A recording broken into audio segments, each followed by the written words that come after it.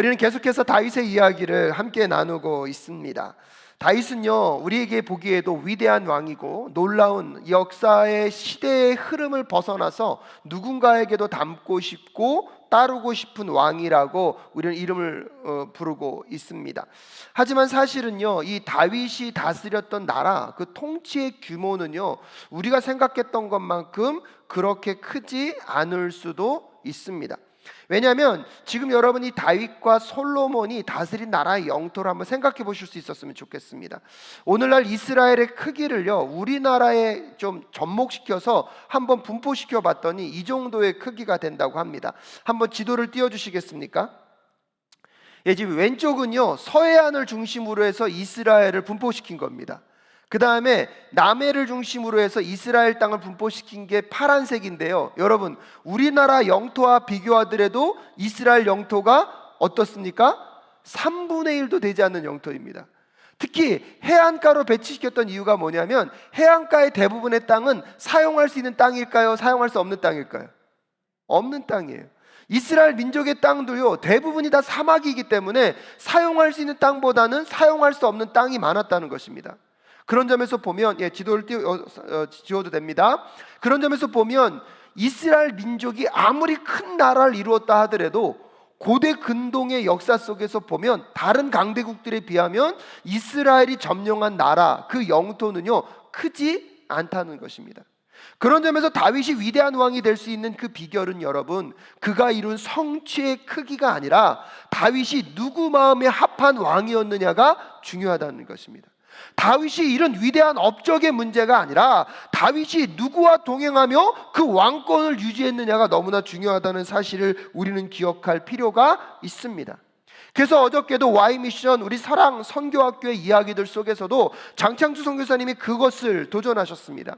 아브라함의 위대함은 아브라함이 어디로 갈지를 몰랐지만 누가 그와 함께 하는지는 알았다는 것입니다. 여러분, 이것은 너무나 중요한 것입니다.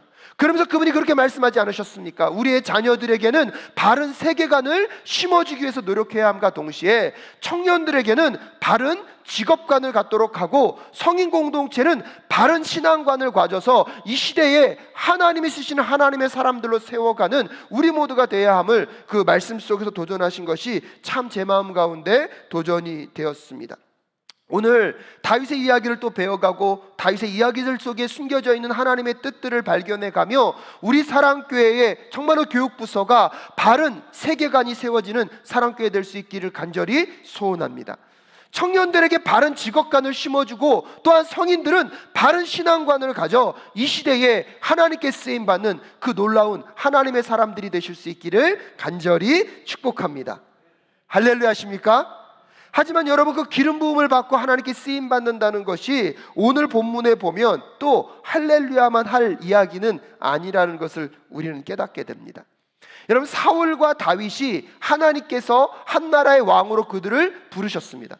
근데 그 부르실 때 세 단계를 반드시 거치게 하는데요, 첫 번째 단계는 지명의 단계입니다. 그래서 하나님께서 사울에게도 다윗에게도 무엇을 부으십니까? 기름을 부으셔서 너희들을 이스라엘 왕으로 지명하여 부르셨습니다. 근데 이 지명하여 부르면 바로 왕으로 등극하는 것이 아니라 반드시 두 번째 단계인 검증의 단계를 거쳐가야 했습니다. 이 검증의 단계를 통하여서 사울도 그랬고요, 다윗도 그랬고, 크고 작은 전쟁 가운데 나아가서 그들의 지도력을 발휘하여서 전투적 업적과 승리를 거둠으로 인하여서 정말로 이들이 하나님의 대리 통치자로서 이스라엘 민족을 다스릴 왕으로 합당한지 합당하지 않은지를 무엇을 거쳤다고요? 검증을 거친 것입니다. 그런데 여러분, 이 검증의 과정 가운데 전쟁에서 이기는 승리, 전투적 업적도 중요하지만 더 중요한 것은 고난을 통과하게 하신다는 것입니다. 그래서 이 고난과 전투적 업적의 내용을 가지고 정말 하나님의 대리 통치자로 이 왕으로서 합당한가가 검증되고 나면 비로소 그때 확증의 단계로 모든 사람들이 모인 곳에서 그를 왕으로 추대하며 한 나라의 왕으로 그 역사를 시작했던 사울과 다윗의 이야기를 우리는 확인해 볼 수 있습니다. 오늘 여러분과 함께 읽은 이야기의 본문에서도 사무엘상 18장부터 20장까지 비록 다윗이 하나님의 지명을 받고 왕으로서 기름 부음을 받았지만 그가 경험하는 고난과 어려움의 이야기들을 소개해주고 있습니다. 사무엘상 28장부터 20장까지요, 사울은요 다윗을 죽이기 위해서 6번에 걸쳐 시도를 하고 있습니다. 3번의 시도는요 사울이 직접 창을 들어서 다윗을 죽이려고 하였고요, 2번의 시도는 이 다윗과 지금 사울이 그의 딸을 이용하여서 결혼이라는 이유를 갖고 다윗을 전쟁터로 내보냅니다. 근데 그것은 결혼을 하기 위한 목적이 아니라 전쟁터로 내보내서 누가 죽기를 바라는 마음입니까? 다윗이 죽기를 바라는 마음입니다.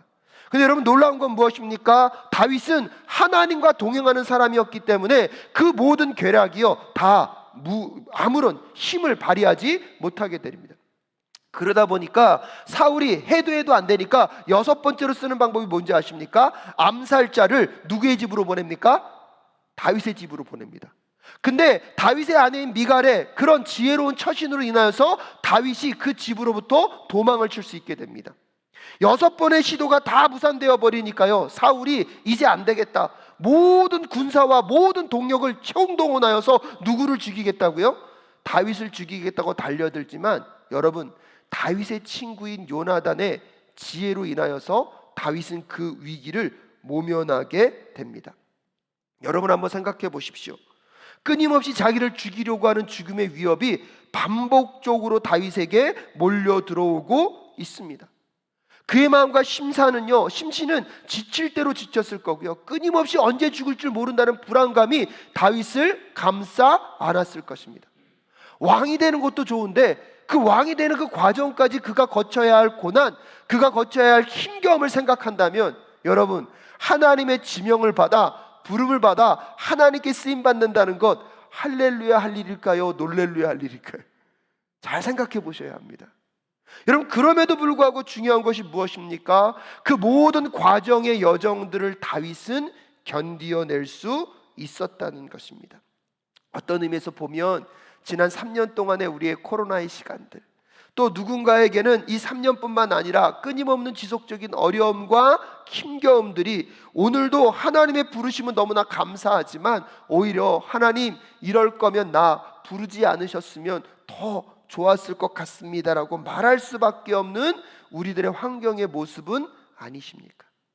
다윗은요, 이 수없이 많은 사울의 죽음의 고통, 사울의 죽음의 위협 속에 하지만 다윗이 끝까지 견뎌낼 수 있었던 이유는 무엇입니까? 여러분, 오늘 본문에 함께 읽었던 요나단과 같은 사람이 다윗의 곁에 있었기 때문입니다. 그래서 오늘 다윗과 요나단의 이야기를 통해서 성경이 우리에게 주는 교훈은 무엇입니까? 여러분, 환경이 우리를 살리지 않는다는 거예요. 환경의 문제가 우리의 모든 문제의 근원을 풀어낼 수 없다는 거예요. 때로 환경은 힘들고 어려울 수 있습니다. 하지만 우리가 바른 관계를 갖고 있고 관계를 올바로 갖고 있는 그 누군가를 통하여서 또한 이 고난과 어려움을 이겨갈 수 있는 그 비결이 여러분, 오늘 우리들의 삶에 있다는 사실을 다윗과 요나단을 통하여서 깨닫는 이 시간 되실 수 있기를 주님의 이름으로 축복합니다. 그런 점에서 보면 여러분, 제가 계속 말씀드렸잖아요. 다윗의 여정과 우리의 여정은 어떻다고요? 비슷하더라고요. 정말 우리는 주변부의 사람, 우리는 중심부의 사람이 아니라 마치 주변부의 사람 같아요. 하지만 하나님이 그런 우리들을 사랑하셔서 예수 그리스도의 십자가의 피로 구원하시고 우리를 왕같은 제사장, 거룩한 나라로 삼아 주셨습니다. 하지만 문제는 무엇입니까? 다시 오실 그 예수 그리스도의 그날까지 우리들의 모습을 보면 오늘도 죄에 넘어지고 쓰러지고 또 우리 주변 상황을 돌아다 보면 잘 되는 일들보다는 잘 되지 않는 일들이 더 우리를 괴롭힐 때가 많습니다. 수없이 많은 고난과 어려움의 순간들을 살아가고 있지만 여러분 기억하십시오. 예수 그리스도가 다시 오실 그날에 여러분을 영광스럽게 영화롭게 바꾸셔서 하나님의 나라의 백성으로 온전히 세우실 줄로 믿습니다. 하지만 문제는 무엇입니까? 이미 오신 예수 그리스도, 다시 오실 그 예수 그리스도를 기다리는 이 시간 동안에 우리의 상황 속에는 끊임없는 고난과 어려움이 존재할 수밖에 없다는 것입니다. 하지만 문제는 무엇이냐면 환경으로 우리는 그 모든 것들을 극복할 수 없다는 것입니다. 환경은 힘들고 어려워도 여러분, 다윗과 요나단과 같은 그런 바른 관계, 그런 진실한 우정과 여러분 서로를 신뢰할 수 있는 관계만 있어도 이 모든 상황들을 넉넉하게 이겨갈 수 있다는 사실을 기억하십시오. 다윗이 다윗 될 수 있었던 것 환경의 문제가 아니라 요나단과 같이 다윗을 믿고 신뢰할 수 있는 그 누군가가 있었기 때문이라면 이 시대에 우리 사랑하는 사랑교회 성도님들의 삶 속에 그 다윗과 같은 사람들, 요나단과 같은 관계들이 회복될 수 있기를 주님의 이름으로 축복합니다. 더 나아가서는 여러분이 그런 요나단과 같은 사람이 될 수 있다면 얼마나 좋을까요? 그렇다면 여러분, 어떤 사람이 요나단과 같은 사람이 될 수 있습니까? 첫 번째로 요나단은요, 하나님의 일하심을 인정하는 사람이었습니다. 여러분, 오늘 보면 1절 말씀에 보면요, 어떻게 얘기하고 있습니까? 다윗이 사울과 이야기를 끝냈다. 그래서 18장 1절 말씀을 보면 이 18장의 이야기는 무엇과 연결되어 있음을 알고 있냐면 17장의 이야기와 연결되고 있다는 것을 알 수가 있습니다. 17장 후반절에 보면 다윗과 사울이 대화를 합니다. 무슨 대화냐면 계속해서 다윗, 너는 누구의 자녀고 어디로부터 왔느냐. 근데 여러분 17장 후반절에 보면 사울이 다윗을 언급할 때 이름을 한 번도 말하지 않습니다. 이름을 말하지 않고 다윗을 지명할 때 계속해서 무슨 단어를 쓰냐면 소년이라는 단어를 씁니다. 여러분, 이것은 의도적인 표현입니다. 그렇다면 왜 사울은 다윗을 이야기할 때 소년이라고 이야기할 수 있을까요? 여러분, 블레셋에 의해서 두려움에 가득 쌓여져 있던, 골리앗에 의해 사로잡혀서 이 불안함에 가득 차 있던 이스라엘 민족들, 하지만 하나님께 사로잡혔던 거룩한 상상력의 사람 다윗의 등장으로 골리앗이 죽었습니다. 이스라엘 백성들이 위대한 승리를 거뒀습니다. 여러분, 사울의 마음 가운데 기쁨이 있었을까요? 없었을까요? 모르시겠습니까? 여러분, 이겼으면 당연히 뭐가 있죠? 기쁨이 있었겠죠. 근데 한편에는요, 또 다른 두려움이 있을 수밖에 없습니다. 왜냐하면 여러분, 사무엘상 15장 28절에 보면 이미 사무엘이 사울에게 예언한 것이 있습니다. 이렇습니다. 사무엘이 그에게 말하였다. 주님께서 오늘 이스라엘 나라를 이 옷자락처럼 찢어서 임금님에게서 빼앗아 임금님보다 더 나은 다른 사람에게 주셨습니다. 이미 사무엘이 이 예언을 하였거든요. 지금 사울은요, 그 예언을 알고 있습니다. 다윗과 골리앗의 싸움을 보면서 다윗이 골리앗을 이긴 순간 마음 가운데 기쁨이 있는데 한편엔 뭐가 있을 수 있습니까? 걱정이 있을 수 있습니다. 혹시 저 다윗이 사무엘이 예언했던 그 사람은 아닐까? 승리는 기쁜데 누구는 경계하고 싶습니까? 다윗은 경계하고 싶습니다. 그래서 의도적으로요, 이 사울이 다윗을 표현할 때 이름을 말하지 않고 끊임없이 뭐라고 표현합니까? 소년이라고 표현한 것은 의도적으로 지금 누구를 경계하고 있는 것이다? 다윗을 경계하고 있는 것이라고 생각할 수 있습니다. 하지만 그 사울과 다윗의 대화가 끝났을 때 반면에 요나단은요, 어떻게 생각하고 있습니까? 여러분, 그 다음 말씀 한번 읽어볼까요? 시작. 그 뒤에 요나단은 다윗에게 마음이 끌려 마치 제 목숨을 아끼듯 다윗을 아끼는 마음이 생겼다라고 이야기하고 있습니다. 요나단도요, 이 다윗과 골리앗의 싸움을 보았을 것입니다. 그리고 사실은 사무엘이 아버지에게 예언할 때 그 곁에 누가 있을 가능성이 많습니까? 요나단이 같이 있었을 가능성이 많습니다.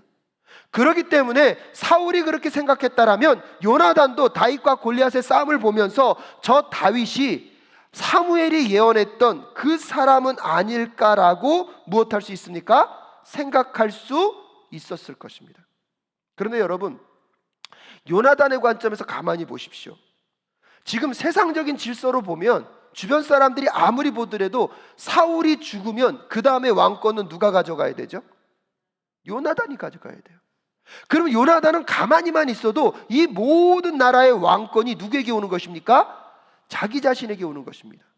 근데 하나님이 사무엘을 보내셔서 사울 다음에 요나단 너도 아니고 다른 누군가를 세우시겠다고 말씀하셨을 때 여러분, 요나단의 마음에 서운함이 있을 수 있었을까요? 없었을까요? 성경이 말하고 있지 않기 때문에 알 수는 없어요.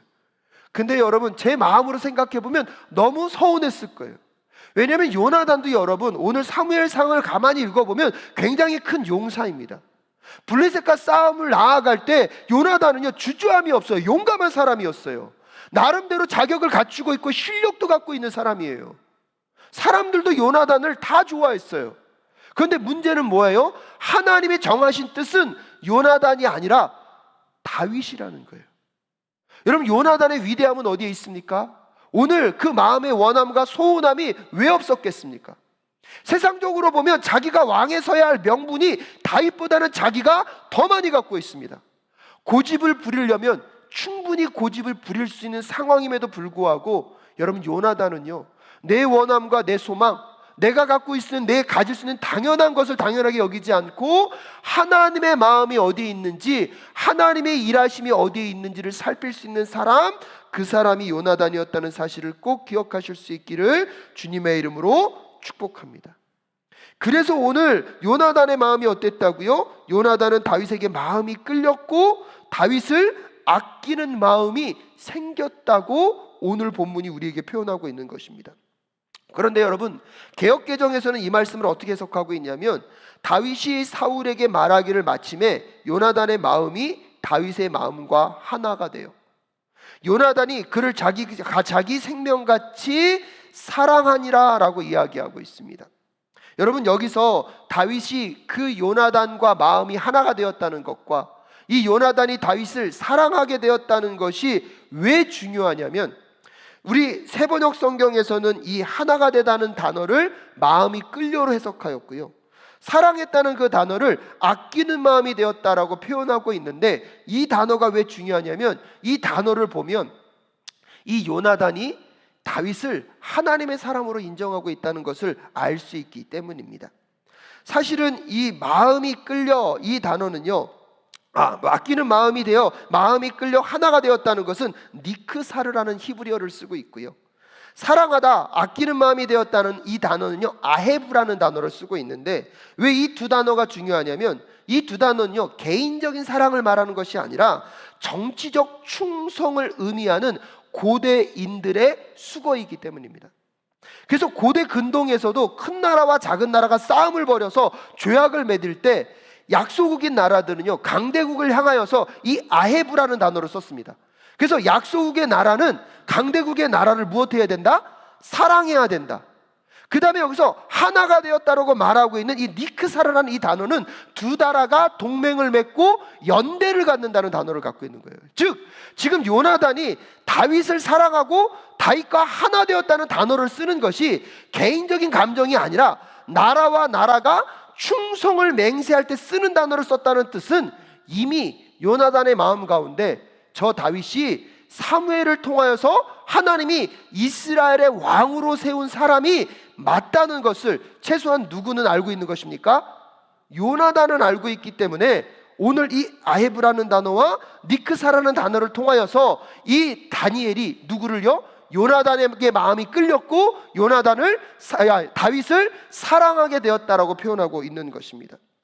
그런데 여러분, 자꾸 이것을 개인적인 감정으로 해석하면서 마치 다윗과 요나단이 동성애적 사랑을 하였다라고 말도 안 되는 해석을 하는 분들이 계십니다. 여러분, 한 단계 더 나아가서 왜 이것이 요나단이 다윗을 향하여서 그의 마음의 충성을 보이는 것으로 우리가 확신할 수 있냐면, 여러분 4절 말씀 함께 읽겠습니다. 4절 함께 읽겠습니다. 시작.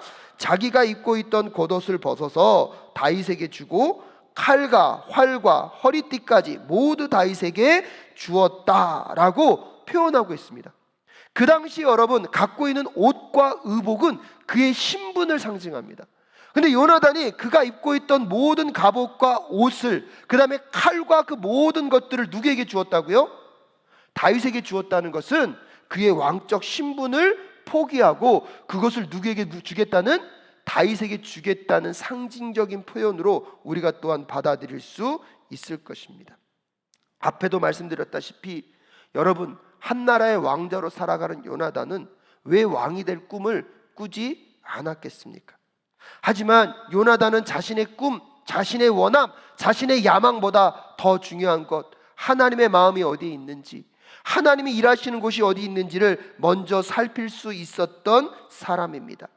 그러기에 요나단에게 자신에게 더 중요한 것은 내가 원하는 자리, 내가 바라는 자리, 내가 소망하는 자리가 아니라, 어떤 의미에서는 내가 당연히 누려도 되는 그 권리를 회복하는 것이 아니라 하나님의 마음이 있는 곳에 그의 마음이 함께 있기를 원했던 그 요나단의 그 위대함이 오늘 우리 성도님들의 위대함 되실 수 있기를 주님의 이름으로 축복합니다. 더 나아가 여러분, 이 요나단의 선택으로 인하여서 그는요 다윗과의 언약을 체결하고 다윗과 신실함의 삶을 살아갈 수 있지만, 이 선택은 안타까운 것은 무엇입니까? 요나단의 사랑하는 아버지의 뜻을 거스리는 것이에요. 사랑하는 사람을 실망시켜야 되는 것이에요. 그래서 끊임없이 여러분, 요나단은요 아버지가 다윗을 죽이려고 할 때마다 아버지의 뜻대로 가지 않고 누구의 뜻대로요? 하나님의 뜻대로 움직입니다. 결국 그래서 나중에 이 사울이요 요나단을 미워하게 되고요, 죽이고 싶을 정도로 미워하게 되는 사람이 요나단이 되어 버립니다. 그럼에도 불구하고 오늘 요나단은 끊임없이 하나님이 누구와 일하시는지, 하나님이 원하시는 사람인지 누구인지를 판단하고 그의 마음을 꺾고 끊임없이 다윗을 따라가고 있는 삶을 살아가고 있습니다. 하나님의 뜻대로 산다는 것, 때때로 사랑하는 누군가를 실망시킬 수도 있는 일이지만, 그것으로 인하여서 어려움과 고난의 순간이 찾아온다 할지라도 요나단은 하나님이 일하시는 곳에 그의 마음을 두고 있습니다. 놀라운 것은 여러분, 나중에 요나단의 아들 무미보셋이 왕의 식탁에서 어떠한 감사와 찬양을 고백하게 되는지 또 우리는 확인하게 될 것입니다.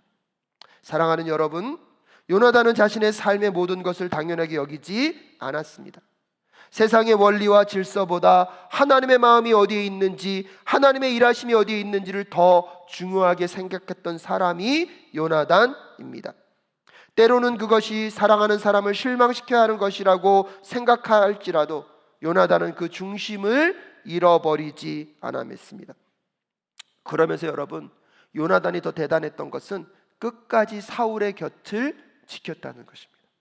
그가 또 사울, 그의 아버지에게 할 수 있는 최선을 다했던 사람이 요나단이었다는 것입니다.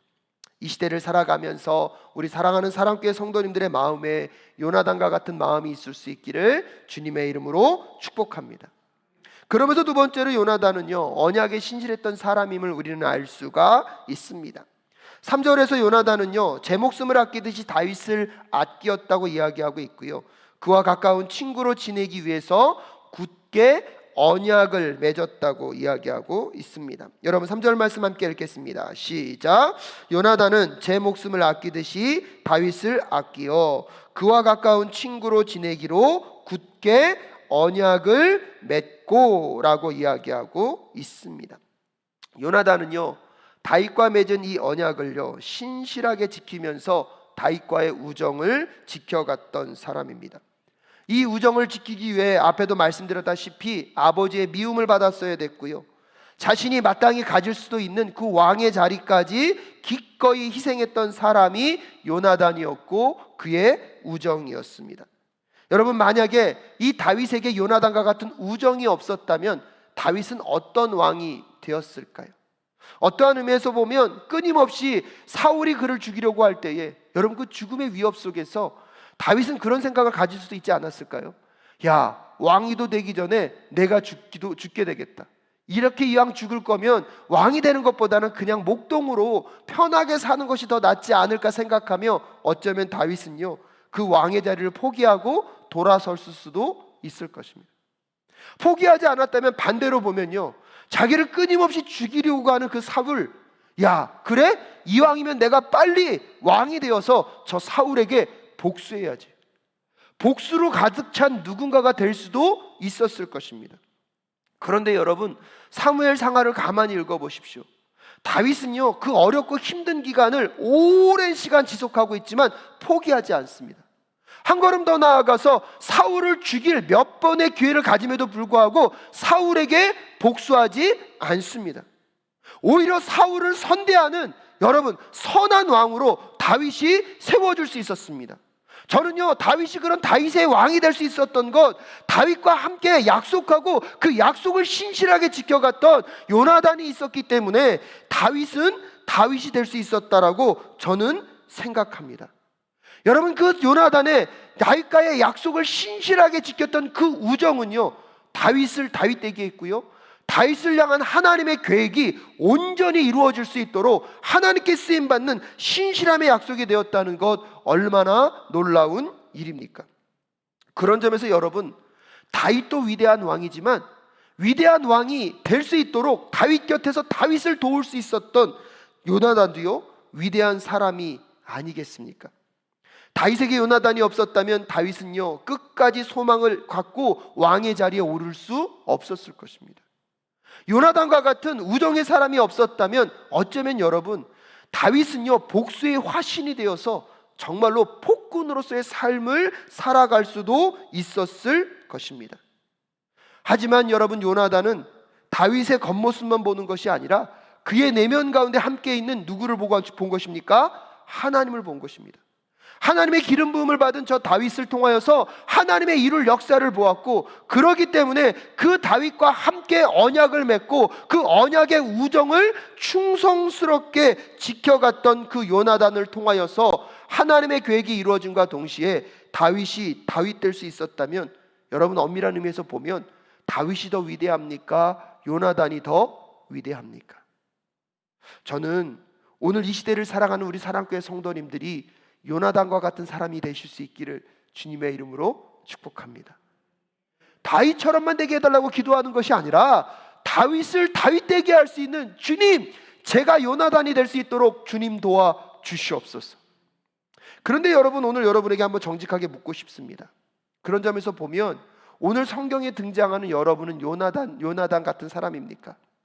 아니면 사울과 같이 자기의 이익과 목적을 위해서만 사람을 사용하다가, 여러분, 하나님까지 이용하다가 자기보다 더 인기를 얻으니까 결국 다윗을 시기하고 질투하며 죽이고 싶어하는 사울과 같은 사람입니까? 여러분, 오늘날 우리에게 요나단과 같은 우정의 언약, 그 신실함의 삶을 살아야 하는 이유가 어디에 있다라고 여러분 생각하십니까? 우리도 요나단과 같이 누군가와 약속을 한 것, 누군가와 언약을 맺은 것을 신실하게 지켜야 하는 이유는 먼저 하나님이 우리를 사랑하셨고 우리에게 그분의 언약을 허락하여 주셨기 때문입니다. 사랑하는 여러분, 예수님께서 이 땅에 오신 이유를 다시 한번 떠올려 보십시오. 이스라엘 민족들을 출애굽시키셔서 하나님 나라 백성 삼으셨습니다. 하나님 나라 백성답게 살라고 그들에게 옛 언약을 주셨는데, 이스라엘 민족들은요, 끊임없이 실패하고 죄짓고 또 하나님을 배반합니다. 그럼에도 불구하고 신실하신 하나님은요, 예레미야 31장 31절을 통하여서 그들에게 뭘 약속하시는지 아십니까? 새 언약을 약속하십니다. 그리고 그 새 언약을요, 예수 그리스도가 이 땅 가운데 오셔서 십자가에서 우리의 죄를 사하심으로 죽으시고 부활을 통하여서 그 새 언약을 완성하셨습니다. 그래서 우리가 예수 그리스도를 믿음으로 인하여서 그 새 언약의 축복 아래서 하나님과 우리의 관계가 회복된 그 영원한 아름다움을 누릴 수 있는 하나님의 자녀가 된 것입니다. 아멘이십니까? 여러분, 우리는 그래서 예수 그리스도를 믿는다는 것은 그 새 언약의 축복 아래 살아가는 사람임을 꼭 기억하셔야 합니다. 그런데 그 새 언약에 살아가는 사람들에게 하나님이 또 무엇을 주셨냐면 새 계명까지 주셨거든요. 그 새 계명의 내용이 무엇입니까? 요한복음 13장 34절에 보면, 이제 나는 너희에게 새 계명을 준다. 서로 사랑하여라. 내가 너희를 사랑한 것 같이 너희도 서로 사랑하여라. 이 새 계명은 레위기 19장 18절에 있는 이웃 사랑하기를 내 몸과 같이 하라는 옛 계명과는 다른 새 계명입니다. 무엇이 다르냐면, 여러분, 옛 계명에서 말하고 있는 우리가 서로 사랑하고 도덕적인 윤리로 살아가는 한계는요, 한계점이 있다는 것이에요. 근데 예수 그리스도가 이 땅 가운데 오셔서 십자가에서 죽으시고 부활하심으로 우리에게 십자가를 통하여서 신적 사랑이 무엇인지를 보여주셨습니다. 영원히 깨지지 않을 그 새 언약을 십자가를 통하여서 우리에게 허락하신 그 예수 그리스도의 십자가의 새 언약을 통하여서 우리에게 새 계명을 주시는데, 그 새 계명이 무엇이라고요? 내가 너희를 사랑한 것 같이 너희도 서로 무엇하여라? 사랑하여라. 여러분, 이 사랑은요 우리의 힘과 능력으로 되는 것이 아닙니다. 예수 그리스도의 십자가의 그 신적 사랑을 경험한 자들, 그 예수 그리스도의 십자가의 그 희생을 만난 자들, 또한 그 십자가의 사랑을 통하여서 성령과 함께 동행하는 자들이 우리의 힘과 능력이 아니라 예수 그리스도의 십자가를 통하여서 우리에게 허락하신 그 새 언약 아래 있는 자들이 그 새 언약의 은혜를 통하여서 새 계명의 삶을 살아갈 수 있는 것입니다. 그래서 요한복음 여러분 15장 13절에서 14절까지는 우리에게 이렇게까지 도전하고 있습니다. 요한복음 15장 13절에서 14절 말씀입니다. 사람이 자기 친구를 위하여 자기 목숨을 내놓는 것보다 더 큰 사랑은 없다. 내가 너희에게 명한 것을 너희가 행하면 너희는 나의 친구이다. 여러분, 친구를 사랑할 때 어디까지 하라고요? 내 목숨을 내어놓는 데까지. 여러분, 이것은요 예수 그리스도의 십자가를 통하여서 새 언약을 받은 자들만이, 새 언약을 경험한 자들만이, 그 신적 사랑을 경험한 자들만이 이 사랑, 이 신실함으로 나아갈 수 있다는 사실을 꼭 기억하실 수 있기를 주님의 이름으로 축복합니다. 여러분, 그런 점에서 요나단이 다윗을 향하여서 우정의 언약을 맺고 그 언약을 신실하게 끝까지 지켜갈 수 있었던 것, 최소한 요나단은 누구의 사랑을 만났기 때문입니까?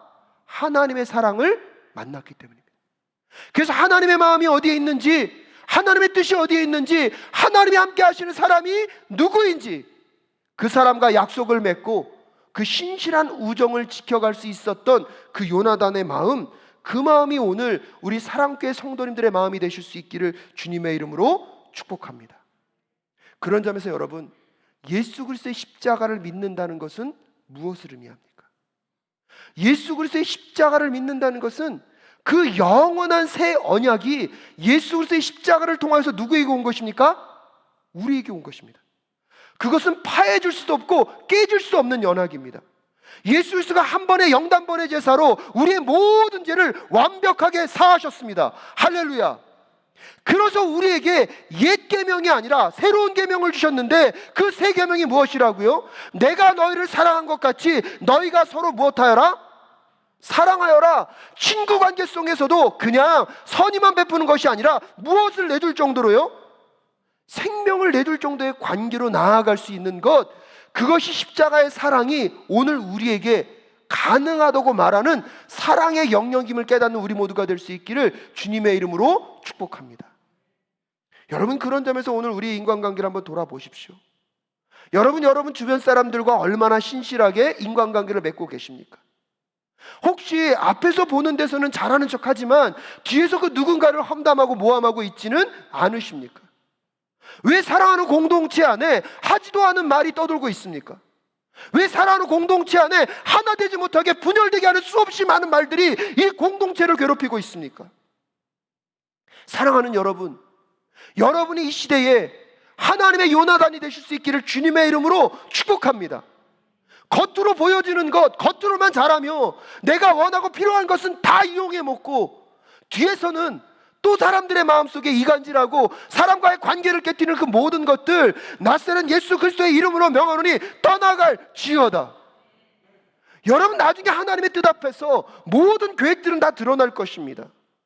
여러분, 사울의 마지막이 어떻게 되었는지, 요나단이 비록 그 삶을 그렇게 아무것도 아닌 것처럼 마무리 지었지만 요나단의 자녀들이 하나님 은혜 아래 어떠한 삶을 누렸는지 믿음으로 바라보실 수 있기를 주님의 이름으로 축복합니다. 그래서 여러분, 농담으로 말씀드리는 것이 아니라 믿음이 없으면 뭐라도 있어야 됩니까? 아멘이십니까? 여러분, 믿음을 이야기하면서 최소한의 예의도 잃어버리고, 믿음을 이야기하면서 인간관계 속에 기본적으로 지켜야 될 것까지 지키지 않는 것들이 어찌 우리가 예수 그리스도의 십자가를 믿고 여러분 새 언약의 사람이라고 말할 수 있겠습니까? 예수 그리스도의 십자가가 우리에게 주어진 그 새 언약은요, 우리가 어디까지 가야 된다고요? 새 계명까지 가야 되는 것입니다. 그 세 명의 계명이 무엇입니까? 내가 너희를 사랑한 것 같이 너희가 서로 무엇하여라? 친구를 사랑함에 있어서는 무엇을 내주는 사랑까지 가는 것입니까? 목숨을 내어주는 사랑까지 나아갈 수 있는 우리 사랑교회 공동체가 될 수 있기를 주님의 이름으로 축복합니다. 여러분, 요나단은 세상적으로 보면 바보 같습니다. 당연히 자기가 누려야 될 권리까지 내려놓았고요. 어떤 의미에서 보면 수없이 마치 아버지께 구박을 받고 주변 사람들에게 이렇게 낮아짐과 천대를 받으면서도 누구와의 약속을 신실하게 지킵니까? 다윗과의 약속을 신실하게 지킵니다. 그 요나단의 신실함, 그 요나단의 그 언약에 충실한 그 삶으로 여러분, 한 나라의 왕이 되는 다윗은요, 포기하지 않고 폭군이 되지 않고 사랑의 왕으로 설 수 있었던 것, 누가 있었기 때문입니까? 요나단이 있었기 때문입니다. 저는 오늘 말씀을 마무리 지으면서 정말 이 시대에는요, 다윗과 같은 위대한 왕은요, 한 사람이면 족합니다. 하지만 그 한 사람의 위대한 왕을 만들기 위해서 더 위대한 요나단과 같은 사람은요, 많으면 많을수록 좋은 것 같습니다. 그래서 우리 사랑교회 성도님들이 꼭 기도하실 수 있었으면 좋겠습니다. 주님, 그 요나단과 같은 사람 제가 되게 하여 주시옵소서. 그래서 여러분을 통하여서 다윗이 다윗 되게 하시고, 여러분을 통해서 절망 가운데 놓여있는 그 모든 사람들이 회복을 경험하는 우리 사랑교회 될 수 있기를 주님의 이름으로 축복합니다. 여러분, 지금도 어려운 시간들을 지나가고 있는 분들이 얼마나 많이 있습니까? 하나님은요, 여러분과 예수 그리스도를 통하여서 새 언약을 맺으셨고요, 지금도 여러분을 살리시고 구원해내기를 원하십니다. 근데 하나님의 손과 발이 없으시대요. 지금 하나님은 요나단과 같은 사람을 찾으셔서 우리 주변의 사람들에게, 지친 사람들에게 손을 내밀어서 그들을 일으켜 세우고 그들을 포기하지 않고 그들이 끝까지 그 여정을 갈 수 있도록 격려하는 격려자로 오늘 우리를 부르고 계시다면, 여러분, 오늘 여러분이 그 요나단 되어 주실 수 있기를 주님의 이름으로 축복합니다. 또한 여러분 주변에 그런 요나단과 같은 신실한 사람, 겉과 속이 다르지 않고 여러분 안과 밖이 다르지 않은 그 신실한 요나단과 같은 많은 사람들이 여러분 주변에 있을 수 있기를 주님의 이름으로 축복합니다.